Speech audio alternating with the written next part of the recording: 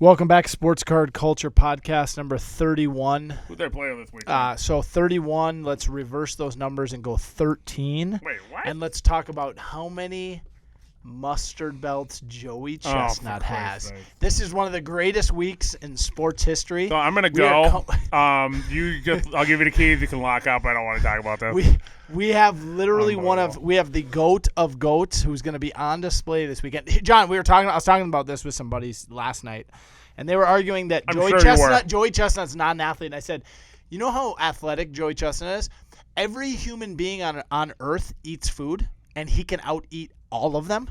Not everyone on earth plays basketball. Not everyone on earth is a tennis pro or a golfer. So what Joey Chestnut does is he's actually the GOAT of a topic or an activity that is more widely experienced than anything else. And so this weekend we have Nathan's famous hot dog eating contest, Coney Island, New York. If it's not a part of your 4th of July tradition, you might not be an American, in my opinion. I look forward to it all year to see Joey get called up, and he's going for number 14. Okay, apparently I'm a communist because John's just rolling his eyes. Why are you so upset at such Oh, greatness? my God. So a little background. In 2019, we go to Chili's? Chili's. So Clint has to go to Chili's every night other than the Southern Party night. Yes. And so we go to Chili's, of course, on the first night with Uncle Dan. And then somehow I never heard you mention the mouth before, right? The Jaws. It's Joey whatever. Jaws Chestnut. I don't care. John calls him the mouth. That's yeah, Mike the Mouth Mattisau. Well, That's a poker player, not a. It's almost like I don't care. Yeah, it's and then he proceeds for 45 minutes to just pontificate. There's a lot to be Joey said about Joey Chestnut. Chestnut. And I was over it by like minute 7. I was like, oh, that was a fun conversation. It kept going. And so now he just brings it up constantly. You do have that auto, though. I do have an auto. It is. Graded? It's not yet, but it's probably one I will get graded. You bought it and you sent it in. I bought it at the Bloomington show a couple months ago. I couldn't believe I found an on-card Joey Chestnut auto out of Allen and Ginter. It's all on-card. I mean, what a card, actually. I mean. So, by the time he's done, he's going to have more titles than Jordan and Brady combined. Before the podcast, Clint's like, okay, I got this thing. I don't want to tell. I don't want to say what it is. Yeah, because John would walk out. He wouldn't even be a part of this. And then he's like, what number is it? 31. Okay, I'm going to use it part of the number. I'm like, oh, okay, that's weird. And I'm like, well, who's the guy? Oh, I can't ruin it. And then it's Joey Chestnut. Joey Jaws Chestnut. The guy's only been upset by Matt Stoney once. He literally, otherwise he'd have like 14 straight mustard belts. Why do you care? The guy ate 74 hot dogs, John. Think about this for a second. I could do 70? That. No, you couldn't. You couldn't eat those in a lifetime. I mean, you couldn't. I know you couldn't in a lifetime, but I'm exaggerating. I don't know. I could eat 74 hot dogs in a day. No, you could not. Yeah, no, you could not. Okay, let's make a bet right now. $100 right now. You could not eat 100 or 74 Nathan's famous with buns. That's what he does. Those are foot long. They're not foot long. Yes, they are. They are not. Yes, they are. You lie. They are regular massive size. wieners. They are just. They're the Antonio Brown of hot dogs. Yeah, they are. Yeah. They are. That is an inside joke. Nobody will get that except for you. I know. I will say this much. It's kind of like a car wreck. You don't want to look, but you can't look away. When Joey Chestnut starts eating hot dogs, you just go that. And this is the crazy part. Of all the professional eaters he's competing against, these guys are the best of the best. He will literally double number 2. Number 2 will have half as many dogs as Joey. There's no way these are foot long. I'm looking it up right now. They are. They're regular. No, they're not. They're not regular. Look at the picture. What picture am I looking at? Foot long, nonsense. He downed 75 regular dogs. Size, regular yeah, size. but they're way bigger than a standard hot dog. It's like a dome dog. They're like a dome dog. Do they look like they're standard? Or do they look like they're massive, like bratwurst? No, they're big. They look like they're big. They're smaller than the bun, Clint. Oh, the buns are huge. No, not even close. Dude, I would love to take up that competition. Listen to this. So this is my eating story. I want to hear it. Freshman year, my roommate Lockheed. What up, Lockheed? You're gonna see him at the National, and we will be irritating you the entire time. I have my college roommate and I had a reputation around campus where like people would talk to me and people would talk to him, but nobody would talk to us together because we become horrible. We're together, and I explained this to Clint at the 2017 National. I had to experience it. I was like, oh yeah, we're kind of annoying, and then you're like, yeah, sure. And then I remember on the way back from the Southern party, you were driving us back like. I could see your face. You're just shaking your head, going like, "What's wrong with these people?" No, I just went silent. I mean, they started accusing me all so sorts of anyway, stuff. all sorts of tomfoolery. By the way, I'm 6'2", right? Freshman year, I'm 225 pounds. Lockheed is 5'6", 170, and he said he could eat more cereal than me. And I'm just like, probably not. It's not gonna happen. So we decided on an arbitrary number. Didn't really calculate how much volume that was. Yeah. It was. I wish. I'll ask him at the national if he can remember. I think so it was a speed race. I think it was 20. Yep. Who could finish 20? And it was the small bowl, not the big bowl. Yep. It was like the cafeteria bowl. Mm-hmm. And what happened was he taps out at like 12. And under my theory is I don't win unless I finish all 20. I finish all 20. I walk to my girlfriend's dorm room. I explained to her how great I am. Mm-hmm. I asked her if I could take a nap in her room, and I woke up like 27 hours later. it was like nighttime, and I thought I had slept for like 5 hours, and I had slept for like 27 because it was like the whole day passed and into the night. Like I got there at like 5 o'clock or something. It was fall, but it was like I woke up at like 7 the next p.m. Told my mom about it. She wasn't very happy. Wow. It's like, never do that again. But yeah, so that's my one eating thing. But I don't. So have you actually ever watched Nathan's Famous? I've seen the Asian guy. Have you seen? Oh, Kobayashi, who Joey Chestnut. Wow, you even know who his competitors are. Nice. Oh, yeah, he was the greatest eater of all time, and Joey Chestnut just put him on. No, I remember watching him do it. Joey Chestnut outate Kobayashi, and Kobayashi, once he beat him, he never lost to him again. Kobayashi has never beat Joey Chestnut last 14 years. Does he still compete, the other guy? I think I think he's done now. But he did for like multiple years after. Because he was like in his prime. Early He was 30s, he was 20 the best. years ago. Yeah, so he's like 55 now. He's got to be. I bet he's late 40s. Yeah. Really? Oh, okay. I thought he was already like in his 30s. Back in like so, I mean, all I can say is George Beverly Shea, the guy who does the announcing for the name of everybody for the Nathan's Hot Dog Eating. If you haven't seen it, maybe we'll try to attach a link. It is absolutely some of the most entertaining 10 minutes of the whole year for me to listen to him intro these eaters.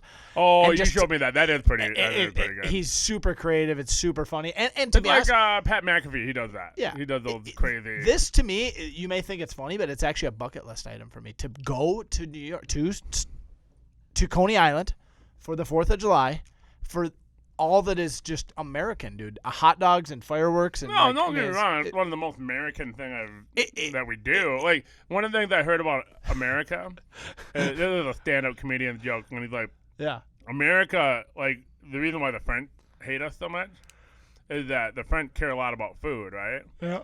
And the one food that identifies French people is the croissant. Okay. And we made it into a croissant sandwich. like, that's America for you. And we sell a hell of a lot more sandwiches than they sell croissants. They sell croissants. Because it's so much better when you put something in it, obviously. Oh, yeah. I mean, got some sausage in it. Let's go. So, anyway, I hope you guys have a good 4th coming up. That will definitely be a part of my day. I probably won't watch the women. That is a little bit harder for me to watch the women eat that much. It's a little less of a ladylike activity, maybe. I don't know. Maybe that's judgmental. I don't know. Is it for you? Turkey is strong in this podcast. Is it for you or not? It's kind of gross to watch a woman just. I could care less. I don't know. Are you one of those guys that think that girls don't poop? No, I was married. Oh, okay. I was fully aware. Or like, I don't want to think about. I don't want to think that they can. I mean, I don't necessarily like to watch them do that. I mean, I'm with you. Dude. By the way, what is the deal? Oh, we are digressing. No, how about this? What is the deal? I think we got off the tracks here. No, listen to me. What is the deal with people that go to the bathroom and don't lock the door? I don't know. That's frightening. Yeah, you do that? So Max, he's a part-timer in here. He's like, oh, I don't lock the door. What are you not, like, what are you trying to get an audience? People are gonna literally listen to this podcast and be like, "What? Is this the wrong type sports card culture?" And by the way, Joey Chestnut's actually an athlete, so I'm in the bathroom, I'm looking at my cards. So come to my table and touch all my cards that I sorted. Wow, I don't know how to link to, but yeah, you're full of the patriarchy and America. All right. Do you have anything that's not Joey Chestnut related? Oh yeah, I did want to say exciting news.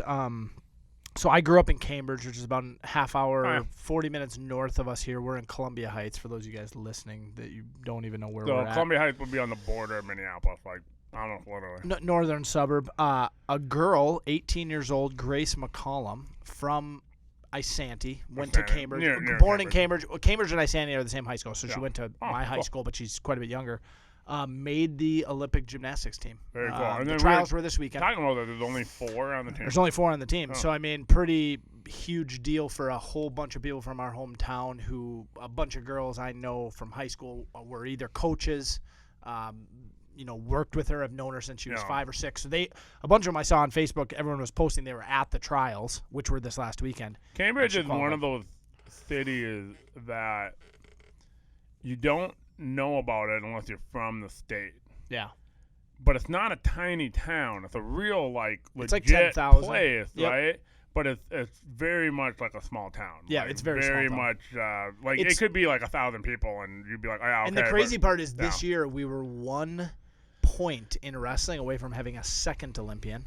Oh, geez. Tony Nelson, really? who was a All-American for the Gophers, lost 3-2 for the last spot on the men's wrestling team. He's probably an alternate. And I might be. I didn't see how they worked that, but the crazy part is, I mean, we've never had an Olympian to almost have 2 that close. That's crazy. From the same relatively small town. Yeah, and they're I want to say they might be the same graduating class or within a year or 2. Wow. Yeah. That's crazy.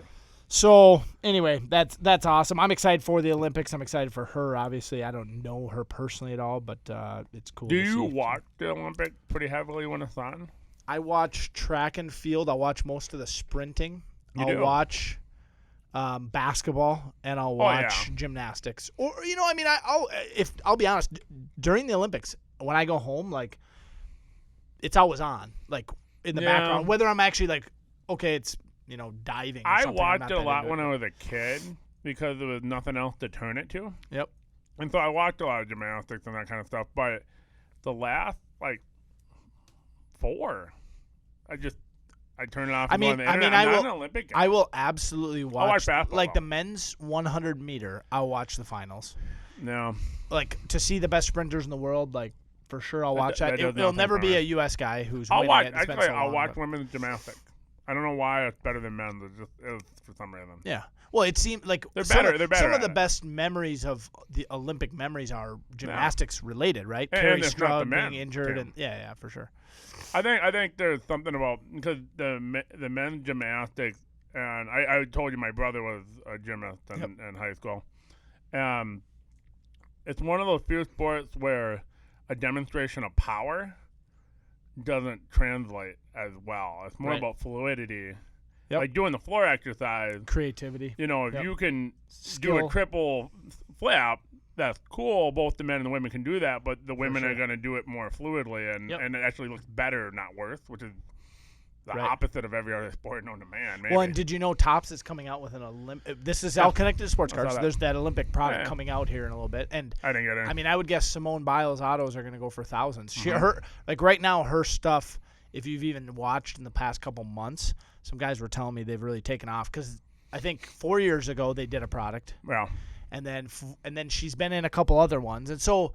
Even Michael Phelps obviously has a great following. He's not swimming, I don't believe, right? So he's done. No. But still, it'll bring back interest in Olympians. And so, if you have Olympic cards that you're looking at selling. When is the Olympic? Right. 3 weeks is it still going on during the National? Let me pull up the dates to be sure. Well, if it is, I might end up with cases of 96 Olympic cards. So they begin July 23rd, the week of the National. Dude, and they end August 8th. Yep. Remember I sent you a picture of all that old wax? Yep. Some of that is 96 Olympics with Oscar De La Hoya's rookie in it. And so I don't know how much you have. Boxing is a part of Summer Olympics. Yeah. There's some other odd sport. Like I actually have a friend. I mean, but it's never anybody you know because once they go pro, they can't go back. Olympic fencing. Yeah. I mean, so there's some stuff that's not, Yeah, the only thing I ever watched was a little bit of track and field, and then women's gymnastics. Soccer.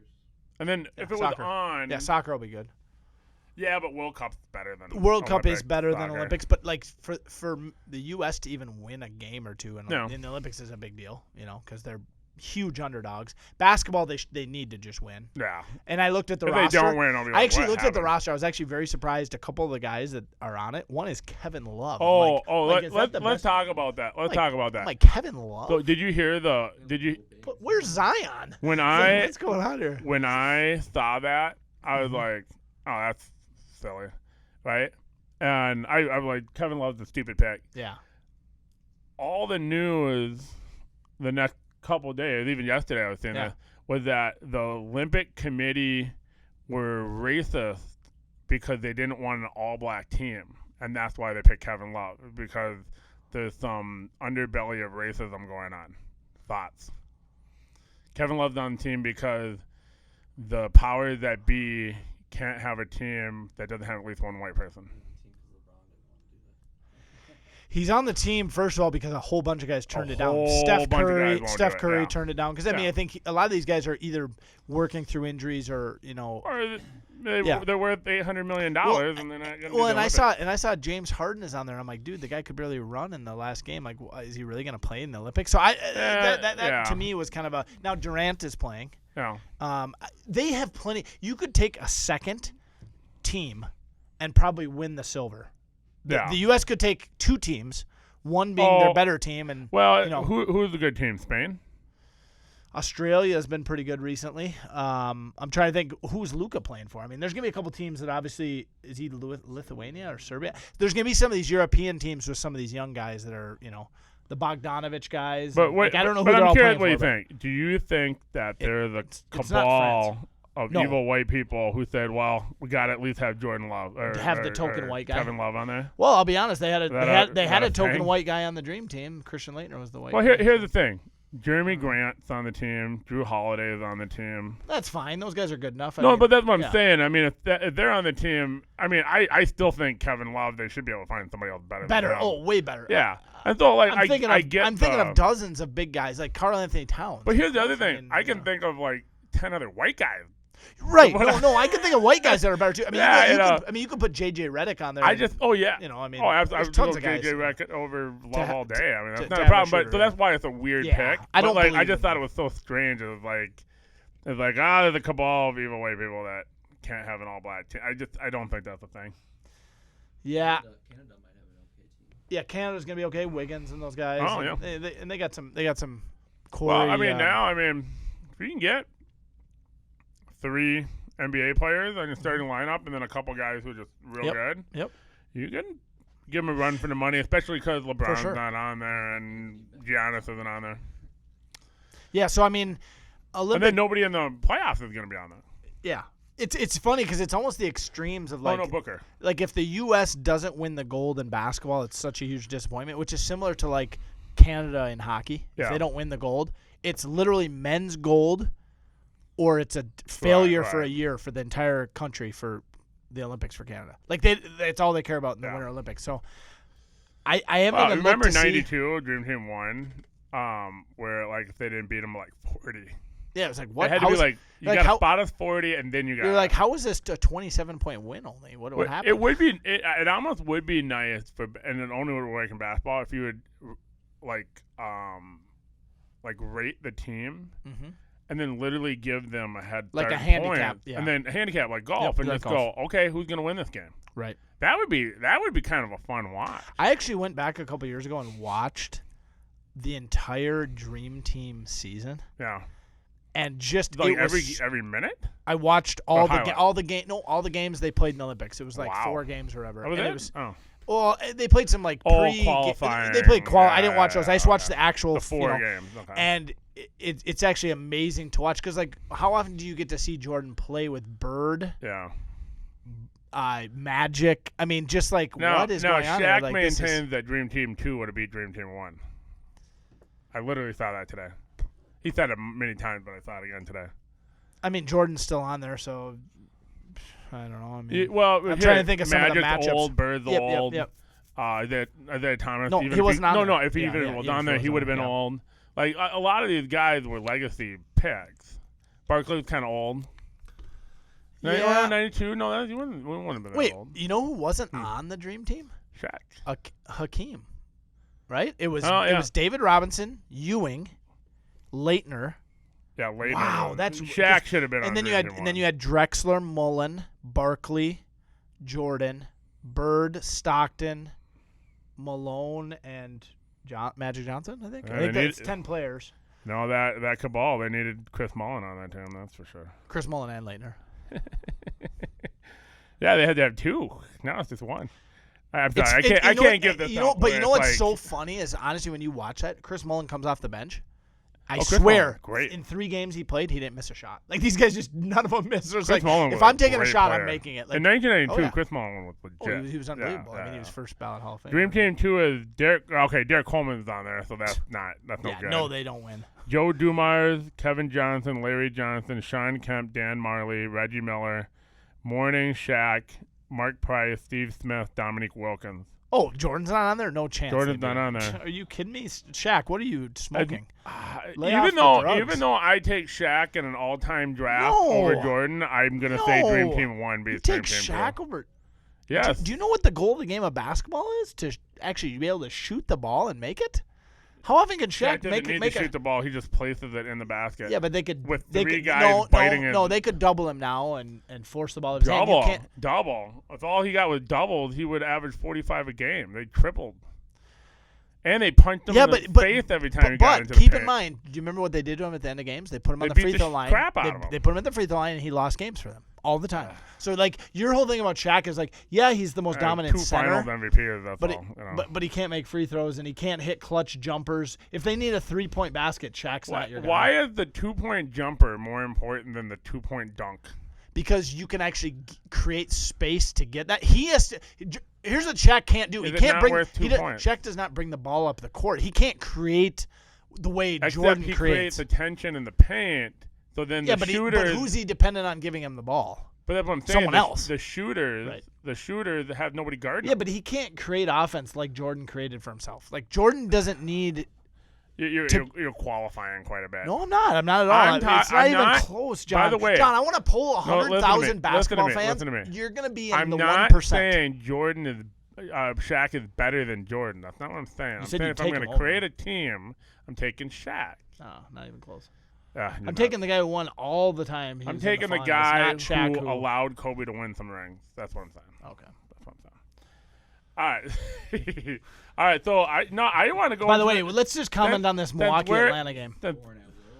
Atlanta is without Trae Young, and they're up 13 points somehow coming near halftime. That'll change. Kevin Huerter is killing them. Kevin Huerter, the Red Mamba, can shoot the ball, man. Red Mamba. No, that's his nickname. He's the Red Mamba. I always came up with the rusty rifle for Andy Dalton. Nice, the rusty. And it never caught on. Not the red, the rusty. I like the rusty because the rusty is kind of red. Oh, it is. I thought it was pretty good. I like that. And he'd misfire. All right, so since we're arguing, I was going to do baseball, but we had 2 arguments in the store, so let's just keep going with the argument. LeBron or Kobe? Who's better? Kobe. No. What is going on? No. Kobe. Evan. Do you watch LeBron James these days? LeBron James is the most awful person to watch. These days. Okay, in his prime? Yeah. We're talking about as a player overall. Yeah, but the more years I watch LeBron, play, the less I like him. This is going to be a very dark comment, but these days LeBron is significantly better than Kobe. So we're not talking about these days. We're talking about as a player. These days.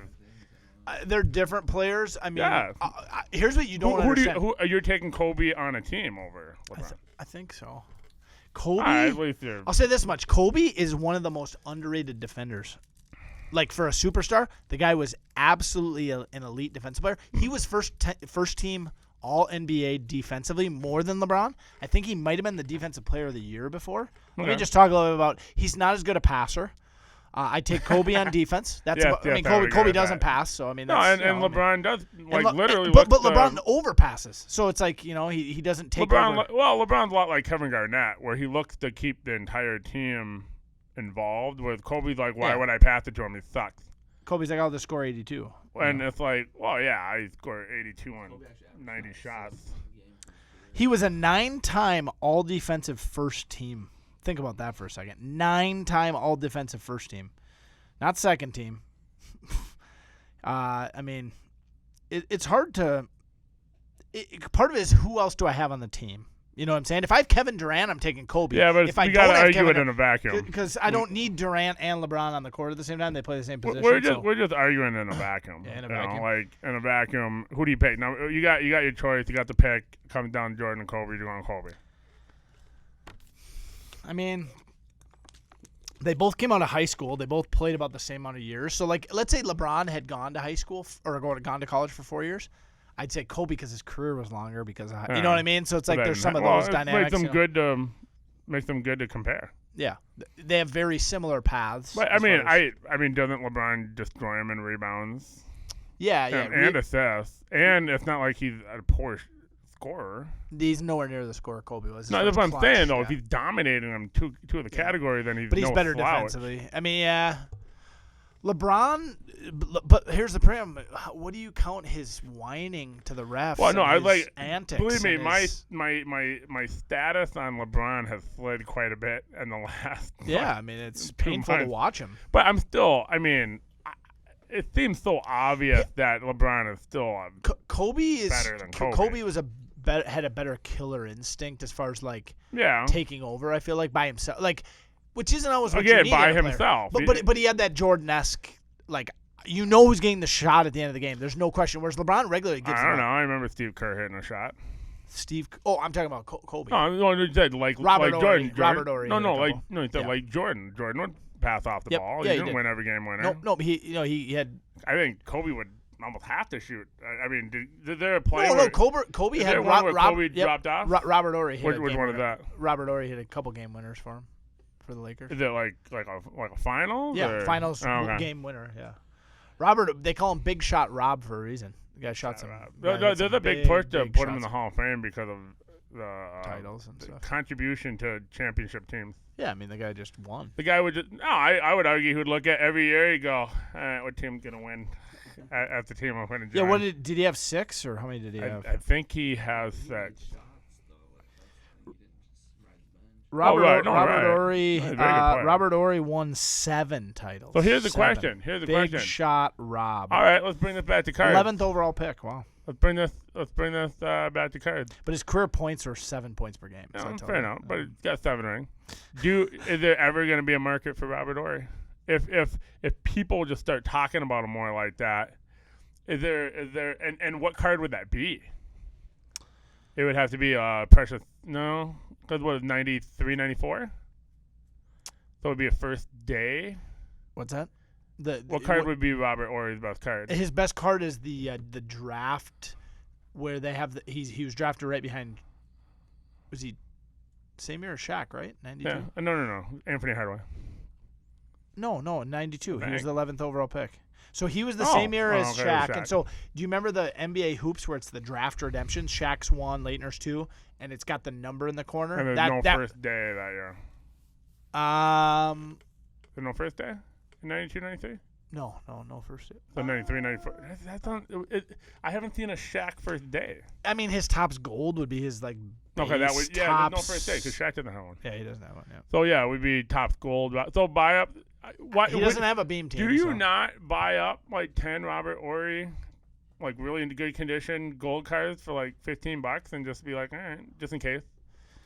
I like it. I mean, right? I mean, I'll say this much: if you grade them, no one's graded them. So so if you 10-1, you're gonna have like pop one, you have 10, it's $100 card. Top probably. 10. Yeah, exactly. Oh, that's not true. Stat builders. Can you believe this? He's the only player ever to win championships with 3 teams. No. He won two with the Rockets, 3 with the Lakers, and 2 with the Spurs. Yeah. with no defeats in the NBA Finals. The guy never lost in the finals. Funny. Big shot. He never Rob. lost because he was the not the focus. He was the key. Yeah. I mean, he played with All right, so I got one. Hakeem, Kobe, so and there were three arguments. That was the first one. Yep. Second one, I don't think there's going to be. And we're all Minnesotans, so I think it's going to be pretty easy. Talent. We're talking about talent, not necessarily statistics. You got to take championships out. You got to take. Wow, Shaq. What's happening? Shaq is flying Shaq around is with bills. The goat of being awesome. Dollar bill. He loves the Hawks. Look at him. He's just losing money everywhere. So you got to take out championships and numbers, right? Yeah. But you can't go like what should I say? You can't go like, oh, this guy was really good for 3 years and then he got hurt. He still has to have a career. Okay. Right? So we're going to have two different sports. The first one's going to be easy. Who has more talent? Who's the most talented wide receiver, Randy Moss or Jerry Rice? Randy Moss. Yeah. Easy. I mean, okay, that one's not in dispute. It's only longevity that Rice has. He over Moss. That's what he has. Yeah, he has just a longer career. Yeah. Well, but I mean, I would say Jerry Rice was better than. He might have been a better route runner. That's about it. Yeah. Like that's literally it. He doesn't have better hands. Probably he's not more athletic. He's not faster. He can't jump better. He's not scarier. His work ethic was better. His route running was better. His effort was better. His effort was better. Not effort. You mean within the lines? Randy Moss effort? admitted as much. And he was like, like ball's not coming to me. Oh wow, which I defended him for. I was like, he's just telling you the truth. I don't know why. He would say things that were true, and then people get mad at him for telling the truth. And if he would have lied, they would have been, "Oh, what a nice guy." Like, no. Oh yeah, I try hard every play. That Randy, he just tries hard. Moss, I think you could actually argue Moss is the greatest receiver all time, even with the longevity of Rice. But, yeah, I mean, I think it's harder to make that argument. Dude, that Thanksgiving game, I still remember it. 3 catches. The Packers. 3 touchdowns. No, Dallas. 3 catches, 3 touchdowns, like 215 yards receiving. Like, who is this guy?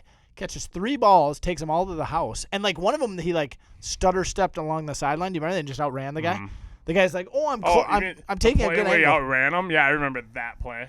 But, do you remember where, like, the corner literally thought he was, like, going to be pushing him out of bounds? He was just like, whoa. Just went right past him. Yeah, Robert Smith would do that. You would see these defenders take angles, and then be like 3 feet short looking around like, what happened? They're like, that angle works on most guys, not on this one. Robert Smith, which, by the way, he's like about half in total in running backs and speed. Like, he's the middle of the pack. He's one of the fastest. Speaking of Randy Moss, let me ask you a question. Yeah. Tell me, do you think this guy was a bust or not? Okay. Chad Pennington, his quarterback from Marshall, as a pro. Do you think Chad Pennington He wasn't a bust? He wasn't a boss. Well, he actually had a lot better career than you realize. Quarterback. I looked this up. He led the NFL in completion percentage and passer rating more than once. Oh, yeah. He just got hurt all the time. He got hurt. He actually had a pretty... All right, I got one. How close did Kerry Collins get to the Hall of Fame? A couple, probably 3-4 good seasons. Yeah. I mean, not... Kerry Collins had an excellent career, and nobody knows it. He did have a great career. Nobody knows it. You look at his numbers. So did even like a guy like Vinny Testaverde and stuff. Like, people don't realize, like. Oh yeah, well you think he was like average, but he was really like pretty elite. People would recognize that more than Kerry Collins, which is who Chad Pennington took over for. Oh, that's funny. In New York, but yeah. Yeah, I pulled. Well, last week we talked about that Tom Brady quantum leap. I pulled the Chad Pennington quantum leap, which is one of the reasons why I know. Which at the time was a bit huge. Who's the biggest quarterback in the draft? I know his career because I pulled that card. Know how many players that I follow just because I pulled a rookie card of theirs? Too many. I pulled some sort of numbered 100 thing, and I was like, oh, okay, I'm gonna follow this guy's career. His kids. All right, so now that was the easy one. Let's do the hard one. Okay. We got into a massive argument with a customer, and then our friend Matt was here. Nice. What's up, Matt? The customer had asked me who the most talented, right? Okay. Take away Super Bowls. Yep. You can't take away numbers completely, but you can't go like, oh, this guy played 3 amazing seasons. You know, that's like best, most talented quarterback. All time? All time. And, well, not even all time, like since like 1980. Because I'm not going to talk about, Sammy Bow. Because I don't know. I'm actually going to make a statement. Most people probably won't agree with me, but I'm saying Michael Vick. Okay, he came up a little bit at the most end. talented quarterback ever. Like, his arm. arm. His accuracy was. His arm is accuracy. Well, his arm though, he could throw it 80 yards in the air. All right, but and he could outrun 80 yards and misses the guy. Who cares? No, he that's actually didn't talent. miss that much. No, but that's not talent though. Like arm strength alone is not a thing. Okay, well then, if you want to talk about guys who didn't throw that far but were accurate, would you rather have a guy who can throw the deep ball and hit it 50% of the time, or a guy who can't throw it at all? You know what I'm saying? Like, what's better? What's more dangerous? Oh, actually, let me put it this way. Well, yeah, it's not a good premise. If you polled defensive coordinators, which quarterback they were the most afraid of, I think Mike Vick is in the top 2 or 3.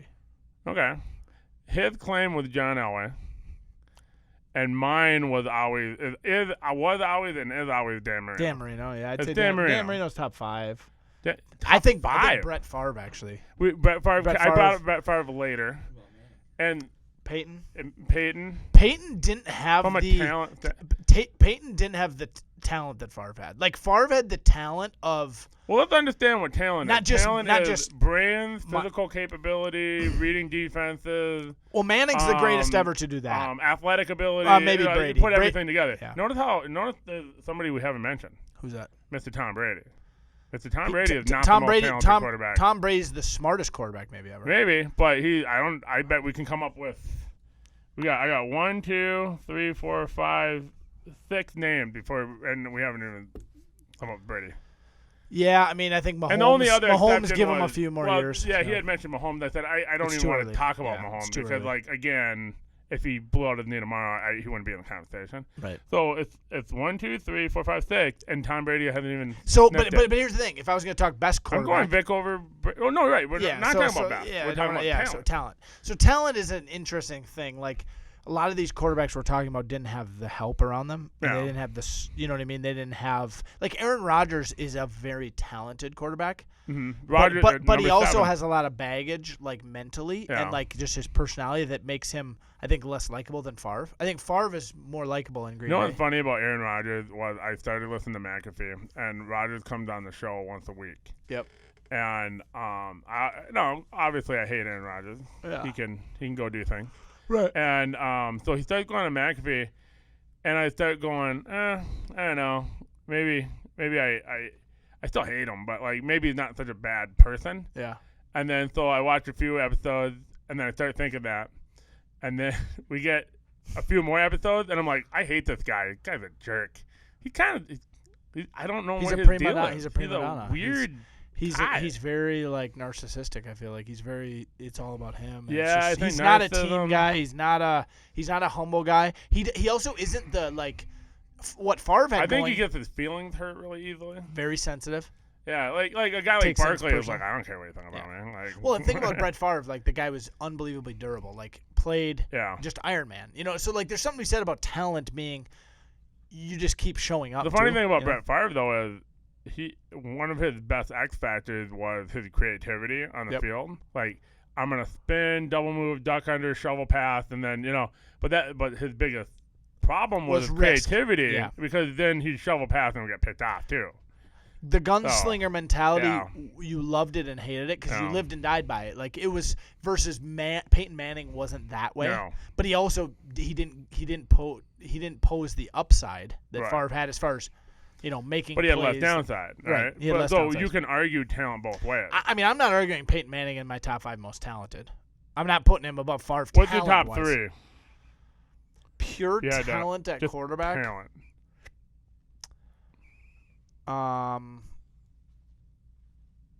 And don't forget about Joe Montana. I think I'm gonna go Favre, Vic. Wow. And they're 2 different quarterbacks. Those 2 guys. Yeah. And I mean, I think Tom Brady too, but I actually think Brady should be in the top 3 most talented because the quarterback position is not. There's like Tom Brady and Mike Vick are extremely talented in very different ways, but they both play the same position. Right, but we were talking about an amalgam of talent of all those different ways put together. Tom Brady's not even there. Tom Brady's arm talent is elite.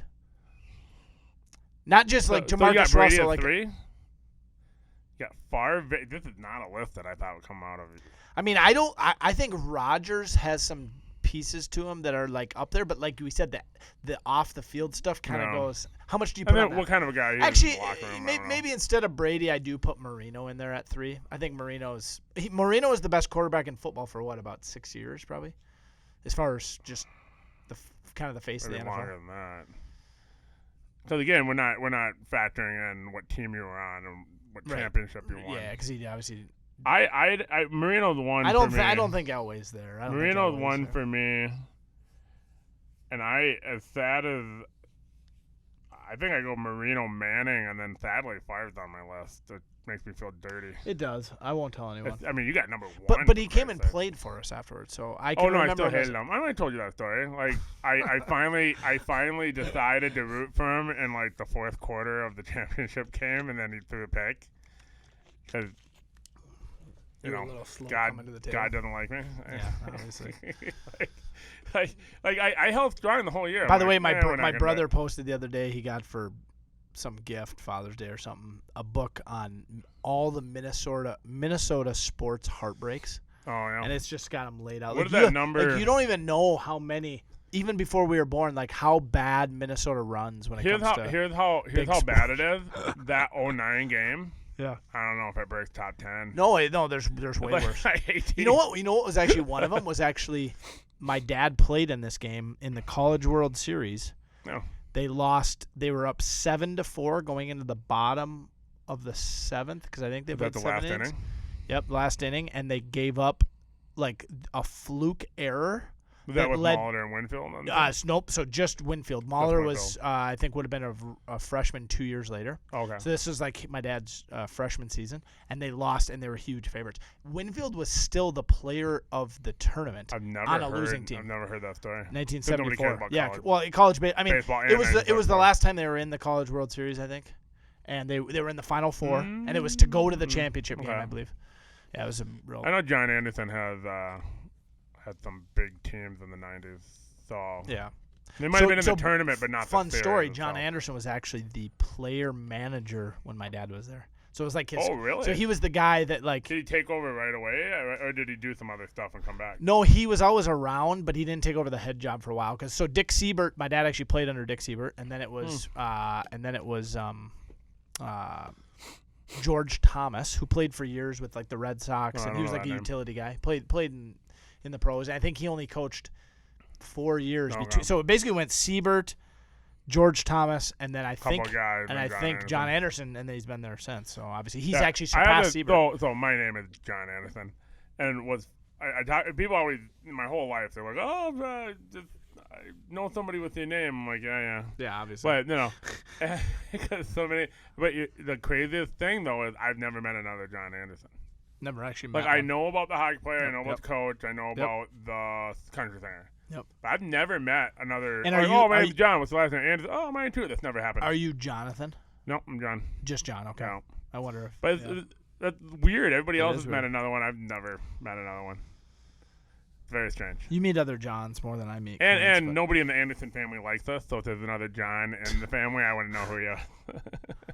Classic. We were the black sheep of the family. That's what I got for written down. Yeah, and then we want to happen in the shop or tackle some baseball stuff. Yeah, I mean today. Oh, that's right. I got all that baseball. Yeah, you got the baseball stuff. I went out and looked at a collection this week, and actually, this is a side point about business, but I think it's just I had this conversation with someone. You get catfished again? It wasn't quite catfish. What they told us they had, they kind of had, but it wasn't stuff that I ended up wanting to buy. So I just gave them like 45 minutes. I drove an hour. What did they say? I drove an hour. Oh, you did get catfished again. Drove an hour, and so what did they say they had? 80, some 70s, some 70s, some 70s, some 80s and 90s, and then some unopened wax, which they had about 8 boxes. And then what was it actually? They had like 10 really, really bad condition 70s cards, and then the rest of it was common? They're good 80 players. Sets. I mean, they had an 80 Ricky Henderson. They had about 5 cards. They had names. I mean, that's a little different. I mean, I got there and I was like, it just wasn't worth. Yeah. I could tell their expectations were so high. Right. She had done all this homework. She had written. But that's a lot different than last week, where it's like literally they don't have nothing. No, they weren't lying.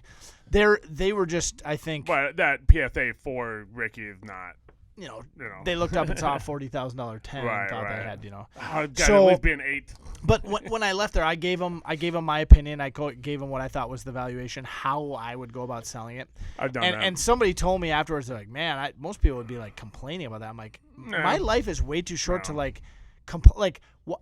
Everything's meant for a reason. Like it's an opportunity. And honestly, sometimes, believe it or not, when you treat someone like that, even when you know there's no financial gain, like I'm not making a deal here. Like who knows who they know who may have some cards. Right. So and I'm not even doing it because of that, but that there's all these that down the road. Happen. Yeah, that can happen. One of the things I'll do when people come to the shop and they have, you can tell that they think they have a lot. Yes. I'm telling them they have nothing. And that's a hard conversation, right? Well, what I do, let's say they have. Those are the ones I back away from, and I just don't make an offer. Well, here's the thing. I do the same thing. So, let's say they have something they think it's worth a lot, right? And maybe you could give them $20 for it, and maybe make $30 on it, and that's something I would do, right? Like if a regular customer came in and said, "How much?" About $20. They're like, "Okay, that's cool," and then that would happen. But this is like a new customer who you may never see again because it's just they happen to have cards. And they have that where I give you 20, maybe I make 30 on it, right? Yep. I refuse to offer the 20. Yeah. And what I do is I say, look, you got about $50 worth of stuff here. I can offer you 20. I'm not offering you 20 though, right? I want you to go sell it. I want you to go on Facebook Marketplace, put $50 on it. If somebody offers you like 40, take the 40 and be happy. And the reason why I do this is not for me because they're never going to be customers of mine again. Right, because they just happen to have some cards. But what I don't want is for the rest of their lives going, I sold that lot of cards to that guy, and I bet there was something in there, and he didn't tell me the truth. And they got to live with that the rest of their life. And people that's not really your responsibility. It's not my responsibility, but because they could fix to make it $30. Yeah. Right? I'd rather say, put it on Craigslist, because if I do that and they sell it for $40, they'll never live with that because they're like, oh, yeah, that shop owner, he didn't want to buy it. He didn't want to buy it, yeah. Right? And so they're never going to live with that. Yep. And for me, it's like that's a small thing I can do to help somebody. Like, think how much obsession. I mean, you've met these people before. They were obsessing about the thing that could have happened or maybe happened 20 years ago. Well, and these people had probably had retail about $500 to $700 worth of cards, but they probably thought it was $5,000. But I didn't want it unless it was $200 or less, and I told them you're better off. To be honest, they wanted it to all go away, and I didn't want to do the work for like how much bulk and junk that. And I was like, we just got the shop cleaned. I just processed all these collections. I'm kind of happy you didn't buy it because after this next KBIT auction, my store is going to be immaculate. Until I come back. Until August. Yeah. Until after we get back from all the shows. Get back, right. And part of it is, too, I already have enough projects between now and the National. I'm just like, unless it's really worth it, I'd almost rather either buy a single card. Do you know what I'm saying? Like, I didn't really want to, like, just pick out 5 cards. I'll take the Ricky. It's like, because then I told him the hard part is if I take those cards, no one else wants the rest of it. So, like, $40. Those are what's going to sell the so. But anyway, all that to be said, like, you never know what's coming out of a situation like that, an experience like that. I stopped trying to be like, oh, I'm quantifying my time. And what was that word? It's like, no, like it's all one big problem. Some days are better and some days are. Right. I mean, otherwise then you got to donate when you get a big score. Right. Like how does that work? It all works itself out. Yeah. I told that to a couple people who do auctions, who I do auctions for, and I'm like, there's a couple personalities I don't even want to sell their stuff because let's say they go, I'd like to get $1,000 out of my property, right? Yep. You go, okay, cool. And then what I do is you bring it to me and I break it up in a manner in which I think will get a lot of action for each lot. Because if you put the whole thing as a lump sum, it'll be a big number, but it's not going to be as big as me breaking up and curated lots. Sure. And so I curate it for you. And we're trying to get, the most money. And I do factor in my time. So you had dropped some stuff off, and there was just the leftovers. They just become resale lots that sell for like $8. Like, I don't, I'm not going to break all these up to make $14, Right. to make an extra thick. It's always a question of time. Right. Yeah. So anyway, so I'll do that. That's how I do it. Mm-hmm. There's some personalities I don't want to sell for them because let's say I broke it up in 20 lots and they got $1,000. All they'll do is fix date on the 2 lots that should have went for 50 and went for 5. Yeah. And they would have just be like, I just can't. I'm like, but that was worth like, we best case scenario was 100. We got 100, but we could have got 40. Right. And we got the full value, right? Yeah. It's like, yeah, but we should have got, this only went for $9, then it should have Basically, been $25. you're talking like, about, why do you care? It's a glass half full mentality. That's just it's a bad way to live. Like it's like you got your $1,000. Part of it is it robs you of the opportunity to be grateful and thankful Right. and appreciative and like. Uh-oh. That's not good. Giannis is not looking good right now. Wow. Third quarter, 7:14 left. Man, what would you do if you had $10 on Atlanta to win the whole thing right now? How would you feel right now? Now, the first thing that comes to mind is I am holding a Chris Paul finest rookie, and the Suns could win. Oh, he hyperextended it bad. Yeah, that's a real. Look at that. He's trying to stay up, but he can't. Watch this. His left knee. Do I want to watch this? Oh, yeah, that was nice. Oh, why did I watch? I don't watch this stuff anymore. But you said watch it. That's fun. That's fun. Like I had to. Yeah, that's. I'm confident he's out. Yeah, I'm not that, sure like, he went tore back. a bunch of stuff, but that went back though. Like that's not like running. Dude, how different is this series right now? Milwaukee's up 2-1. No Trae Young. Are you holding Chris Middleton? What if Middleton just takes over? Middleton had 38 last game. No, I don't have anything Middleton. Yeah, I don't even know what year. What year was Middleton a rookie? He's been around for.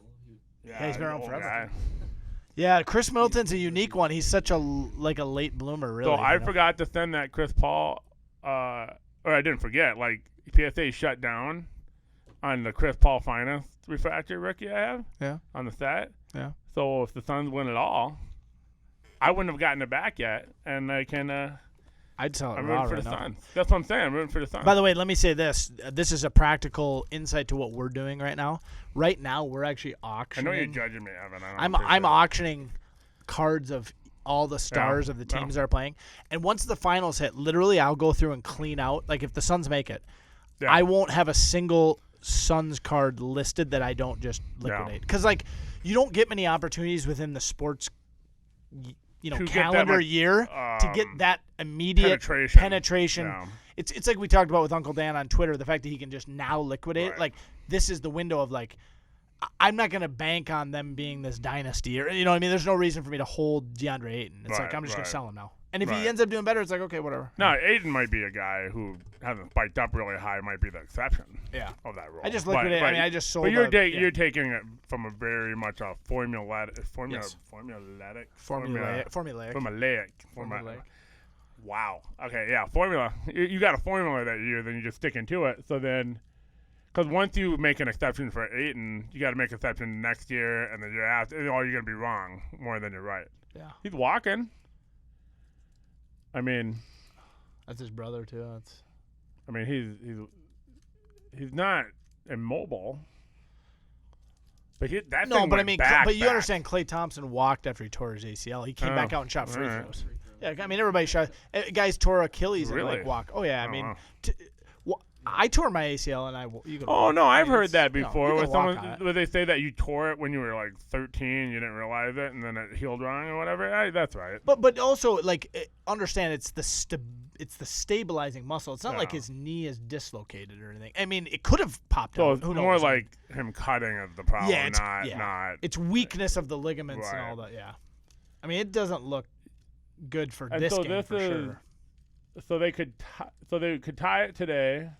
Dude, like, they could just win the next two. I mean, he's probably not coming back for such a weird series. That's too bad. It's sad to see injuries. I don't know. Hawks versus Suns would be a fun. Can you imagine? It can't be the Clippers. A 5 seed. Can't be the Clippers. I'm not holding any Clippers. What? Stop laughing. I don't I'll care. say right now. I will say this. Paul, it's the time to sell Paul George because he's actually finally played up to his potential in the playoffs. I saw he's number one scorer, number one in minutes, number one in or third. And not only that, they're already down this game, so I got to figure that's just a mood killer.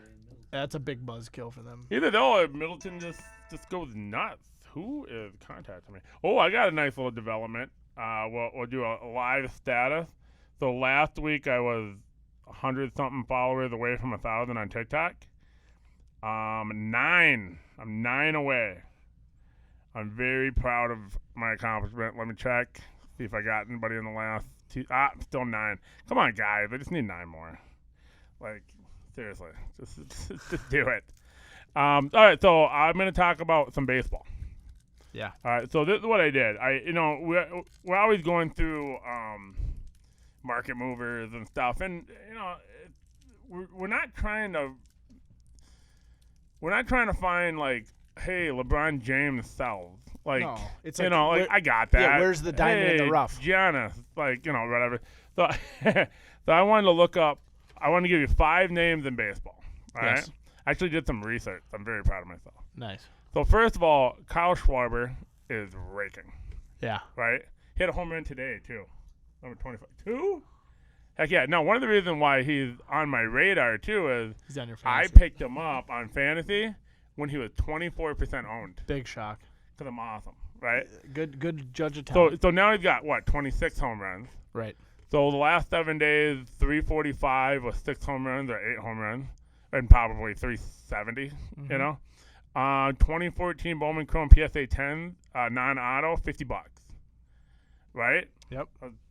Okay. Very reasonable. 2016 Topps Chrome, his RC PSA 10, $50. So I want to talk about 2 things. One, Schwarber's cheap. 32, maybe? 20? Is he 28? Oh, okay. That's not so bad. I thought maybe it's 32. All right, so that's one thing. So okay, so he's young enough. He could be a definite guy and he's a power hitter, so that's good. Yep. 28 years old. Wow, that's right, because he got drafted and got called up almost immediately. Ooh, get your Kevin Herters out. So the guy's taking over. So one thing is he's definitely a guy you should follow. You should follow the market and maybe think about. No, none of these I'm saying you should buy. I don't know what the hell's going to happen. Right. I'm just saying, like, what keep him on your radar. Second thing I want to ask you, what is the deal with what I just told you? His first Bowman Chrome is 50, and his Topps Chrome is 50. The Bowman Chrome should be like 3 times. Yeah, and I've seen this trend happen over and over again. What is the deal? I think part of it is the years of his Bowman first. And Why? I think production on Topps Chrome was quite a bit less than it is now. So I think there was probably a little bit more equal production. I'd be actually very interested. I don't think so. So think about this. Think about this. Mike Trout does not have a Bowman first that's not an auto. No, that's correct. So no, this is apples to apples. This is Bowman Chrome non-auto, Topps Chrome Topps Chrome non-auto. Yeah. I think Topps Chrome. I think it's the RC fixation of this new crowd. Because the Trout is an RC. It's not a first. And so they're like, oh, the RC is a big deal. And yeah, it is, but it's not. I mean, this is a baseball-only problem. But let me ask you this. Problem. Do you not think production currently on Topps Chrome is far more than 2015? Like, how many times? 3, 4 right, times? But then meaning like I think Bowman Chrome's more now than it was in 2014. Yeah, but I just don't know if... I don't, yeah. But I'm saying... we can look at population reports, but even still. You almost need to go ratio to go ratio to like current Bowman Chrome. Okay, let me ask you this question. Yeah. If his Topps Chrome RC, there's 1,010, right? Yep. And the 2014 first Bowman Chrome, there's 1,010. Should the Bowman Chrome still not be worth more? It should be, yeah. Yeah, right? But I was actually just thinking Luis Robert, Bowman Chrome first. Yeah. And his Topps Chrome RCs. Card, yeah. They're actually pretty close in price, too, which is kind of weird. That's what I'm saying. I'm seeing it over and over again. But I think part of it is because I think the value in the Bowman first is in the autos. Like, that's where you see the extreme price difference. It's still the real rookie card. Yeah. I don't understand the. But what do you think what are the comparisons to like the Bowman first refractor and the Topps Chrome refractor. I bet the Bowman First refractor is worth more than, because now you start getting into like. Okay, that's something to look up for next week. Base might be a little bit more. They might be they even out probably on base more, and then I would guess they spike. No, I'll look that up for next week. Let me write that down, because I bet you it's the same. You think so? I bet you there's an overvaluation of the RC and an undervaluation of the first. Of the first, yeah. Well, here, keep in mind, the other thing with Kyle Schwarber is Kyle Schwarber's Bowman First is with a different team. Cubs. No, I didn't thought, go on the National until this year. He's been a Cub the entire time. No, but wasn't he drafted by somebody else and traded? No. Okay, so he was. No, he's a Cub in the first. Because there's weird guys like that where it's like Arena.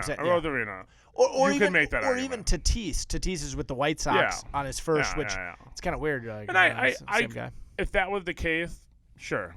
By the way, guess whose prices are exploding? And I just got a PSA order that popped with 300 and some cards right before I came, and I was looking at some of our cards, and I sent a bunch of Shohei Ohtani like Topps Chrome cards. Yeah, no. When at the time I sent them, like 10s were like, really sure. I'm like, oh gosh, these are low end.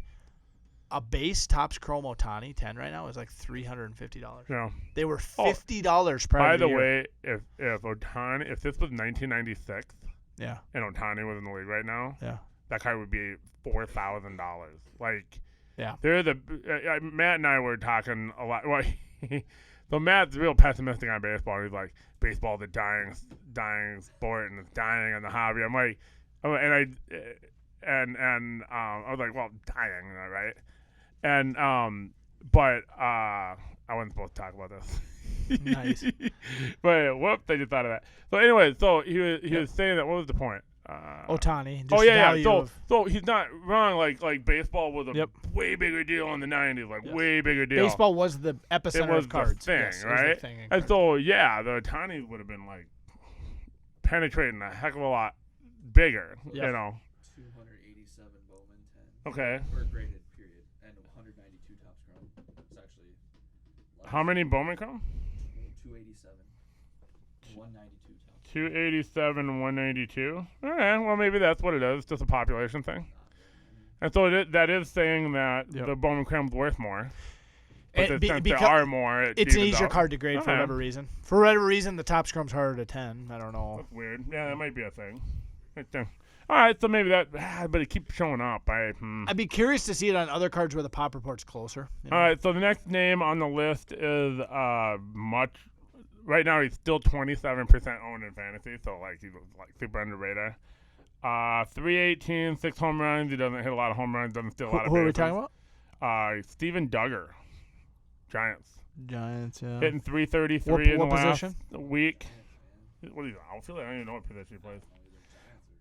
But he's is Joey Bart starting for them? He's in AAA. Yeah, he's not up yet. Posey's still playing. Yeah. Posey's playing good. Buster Posey at age 78 or how old is Buster Posey? He's like Joe Mauer's age. He's an 08 right? Bowman Crown. Isn't he a Joe Mauer draft class? No. 08. Oh, okay. Him and Kyle Skipworth were in the same draft class. So he's 13 years. So he's actually got probably 5 years left.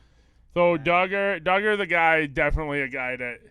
Now the Duggar is not necessarily a go on eBay and buy him, but he's more like if you had a card show and you're in the dollar box. And you see an auto? You see an auto to 100, which I could easily $3 see at the National. So some of the stuff is if you're going to the National, dig in the boxes, if you see this name, I want to put him on your radar because now he's $2.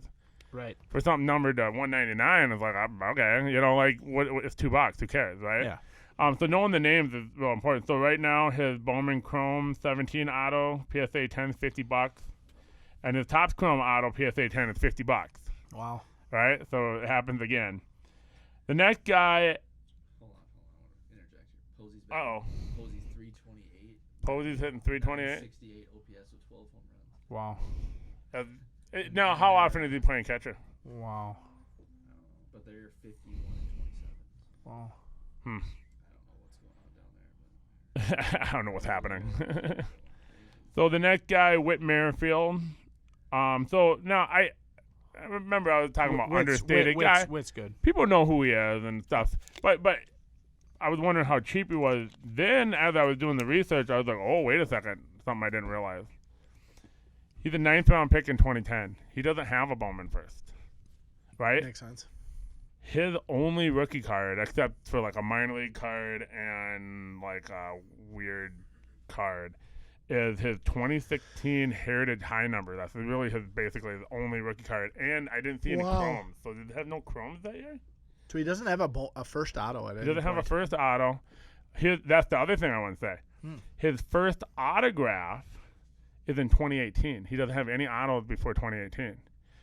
By the way, a 5-star auto of Whit Merrifield is $15 because I don't think anybody realizes that is his first year having an autograph. There's only 10 cards around baseball. That's what Lincecum on the. He has an auto? Well, he doesn't have an auto. Did you say he doesn't have a card? Or rookie? 2010? Yeah.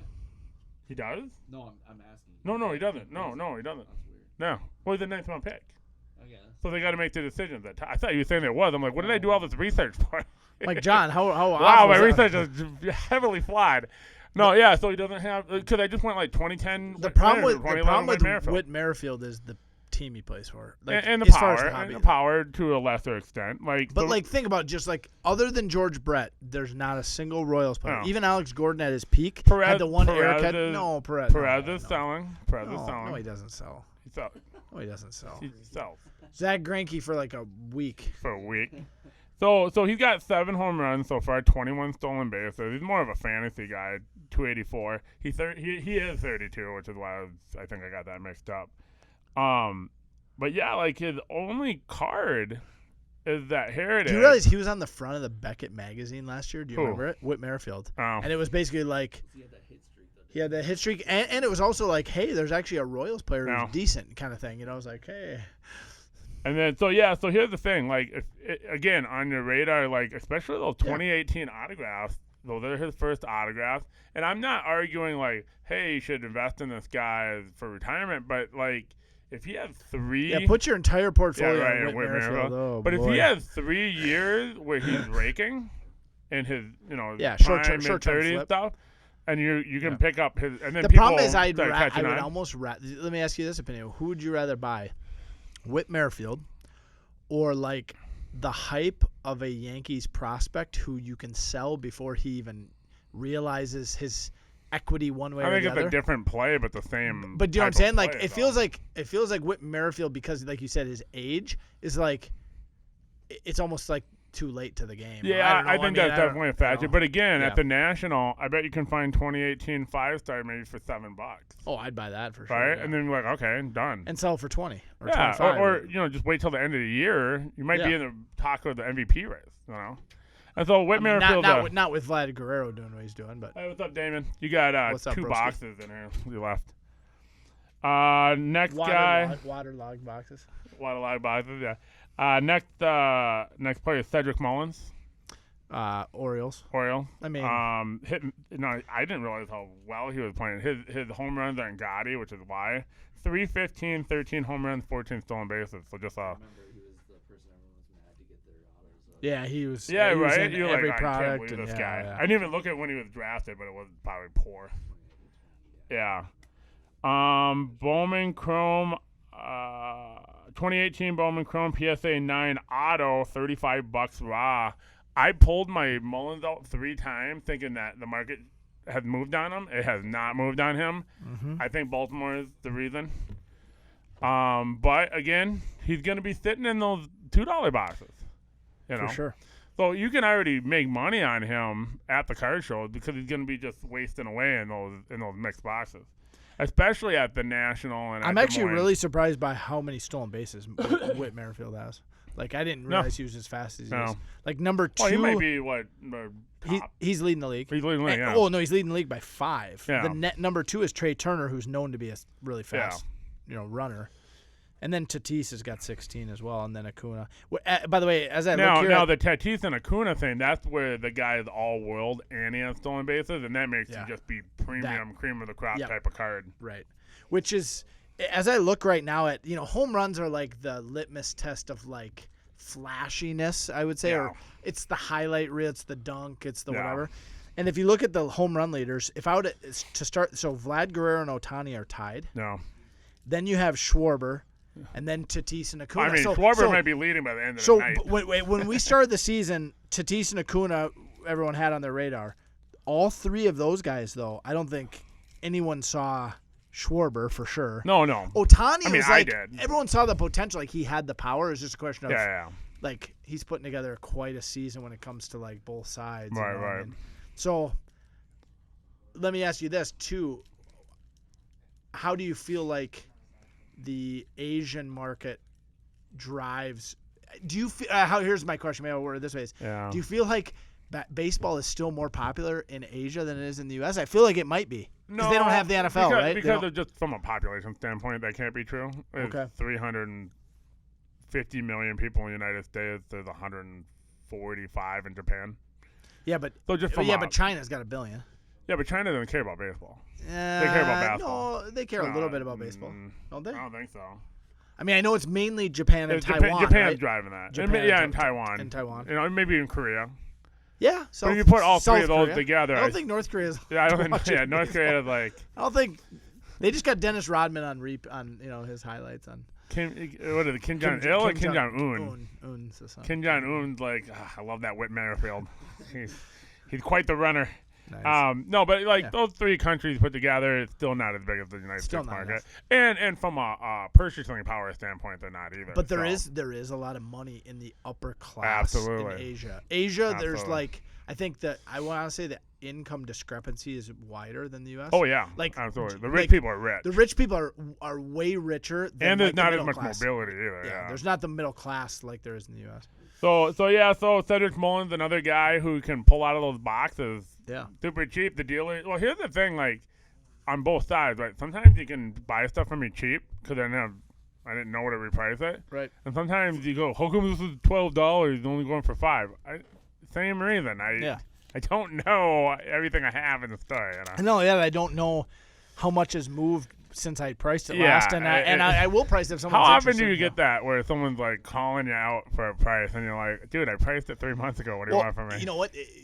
More often, it's in their favor because, like the other day, someone pulled out a Wilt Chamberlain like 2014 Prism Silver in his box. Yeah, priced at $1. It's like a $50 card price. Yeah. I'm like, and at this point, I have to honor the price. But I'm like, you should be happy that I don't go back and change those because those have been there since 2015. Right. And so those are way too low. Whereas the current ones, I just thought it was funny. It was just like, dude, like, what do you want from me? I'm doing the best. Yeah, it's like. Well, you're even worse because you have them all out in boxes. Right.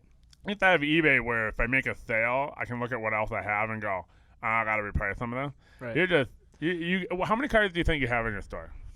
How many singles? Out priced, ready to go, or out where people can pull it, say, I want to buy this. 200,000 cards. 200,000, something like that. And these aren't common. These are real cards. Yeah, no, quarter and over probably. Yeah. I mean, pure commons, and I have another couple 100,000, but I don't really have those out. We try to move those through KBID. It's not 1993 anymore. I can't put out 89 Which tops. Which is too bad that there's a lack of set collectors. Yeah. I have a rare guy once in a while, but then and the weird part is like half the time what I end up doing is breaking a complete set for him to get his cards. Even though I would have sold him the complete set, but he doesn't want the complete. I've done that where I was like, I'll just bust it. All right, last guy. Yeah. Rafael Devers. And so there's this thing that I look at, and I don't think I'm the only one that looks at this. Is you can look at doubles, right? Yeah. And especially when a guy is young, the theory is those doubles turn into home runs eventually. Mm-hmm. Just, a little bit better eye, more experience, maybe a little stronger. And then, another 20 feet, that double, it doesn't go off the wall, it goes over the wall, right? Yep. Right now, Devers is hitting 280, 19 home runs, 348 on-base percentage, right? So he's like 70, 80 points above his average, which is something else that I look at. 64 ribbies. He's number 2 in the league in ribbies. Well, here's the deal. If you add doubles and home runs together, he's got 42, right? Yep. Vlad's got 40. Wow. And Ohtani's got 43. That's 1, 2, 3 right there. Ohtani, Devers, Vlad. And is Devers left or right-handed bat from the plate? Ooh. Because it's obviously a huge.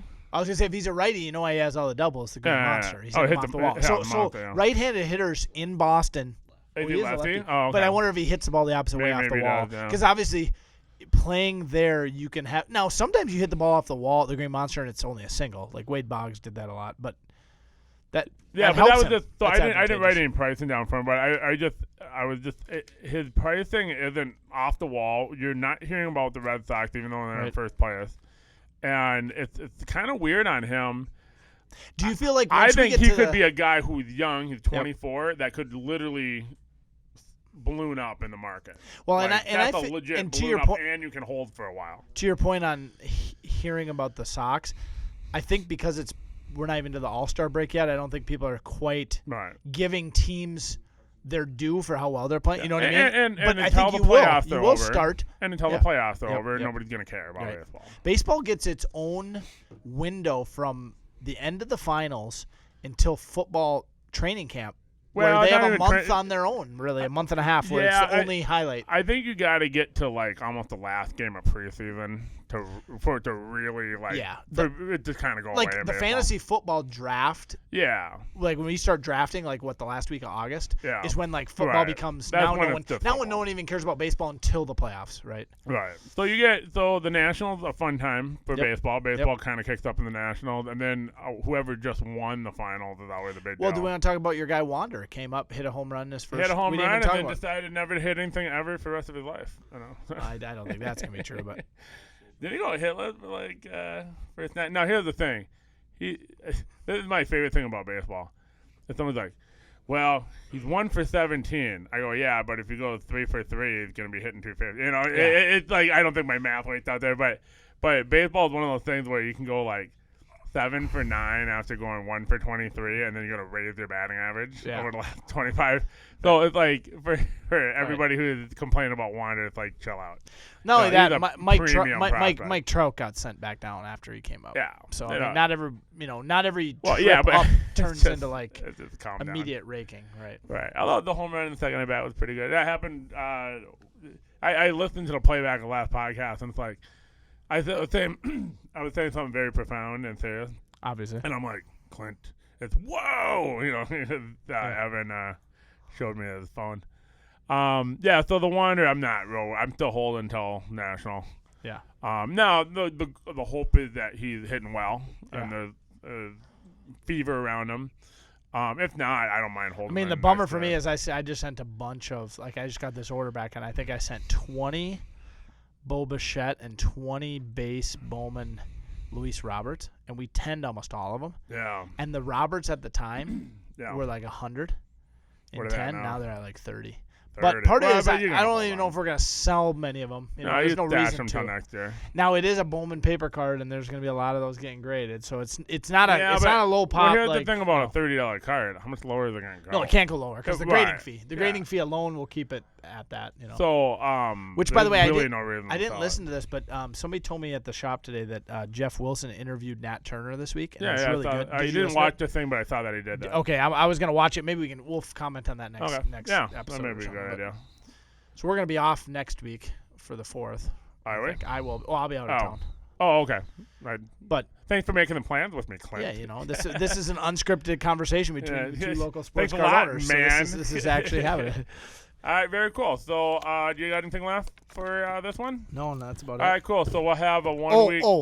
Joey Chestnut. Make sure you watch him. It's okay. You got to believe that. It's worth your time. Watch him. By the way, this is not like a skit that we're playing where it annoys me when you talk about it. Annoys me when you talk about it. But I'm actually serious. I actually like Joey. People roll their eyes at me. They don't get why I think go get him, Joey. All right. Thanks for listening, everybody. Have a great 2 weeks.